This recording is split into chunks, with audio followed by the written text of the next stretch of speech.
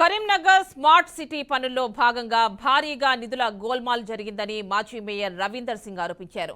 నిధుల గోల్మాల్ కు ప్రస్తుత కరీంనగర్ మేయర్ సునీల్ రావే కారకుడని విమర్శించారు.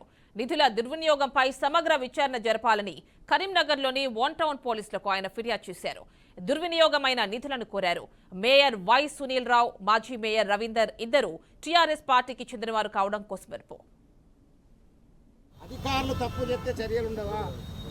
అధికారులు కావాలని పెడితే ఎవరు పెట్టమన్నారో వాళ్ళ పేర్లను బహిర్గతం చేయాలి. ఆ గ్రామ పంచాయతీలో నిధులు పంపడానికి గల కారణాలేంటి? నగరంలో ఇన్ని రోడ్లు ఖరాబ్ ఉన్నాయి, సెంటర్లో ఎంత చెడిపోయి ఉన్నది, రోడ్లన్నీ మోరీలన్నీ చెడిపోయి ఉన్నాయి. అయినా కానీ గ్రామ పంచాయతీలకు పెట్టవలసిన అవసరం ఏముంది? అది వేరే రకంగా గ్రామ పంచాయతీలు తీసుకొచ్చుకోవాలి. కానీ స్మార్ట్ సిటీకి సంబంధించిన నిధులు గ్రామ పంచాయతీకు పెట్టడం అంటే అది పూర్తి స్థాయిలో స్మార్ట్ సిటీ వయలేషన్. అందుకే క్రిమినల్ యాక్షన్ తీసుకోవాలని ఈరోజు వన్ టౌన్లో దరఖాస్తు చేయడం జరిగింది. ఒకవేళ వన్ టౌన్ పోలీసు వాళ్ళు కనుక చర్యలు తీసుకోకపోతే మేము హైకోర్టును కూడా ఆశ్రయిస్తాం.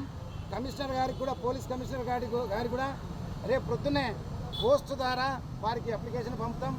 తప్పనిసరిగా అధికారులు తప్పు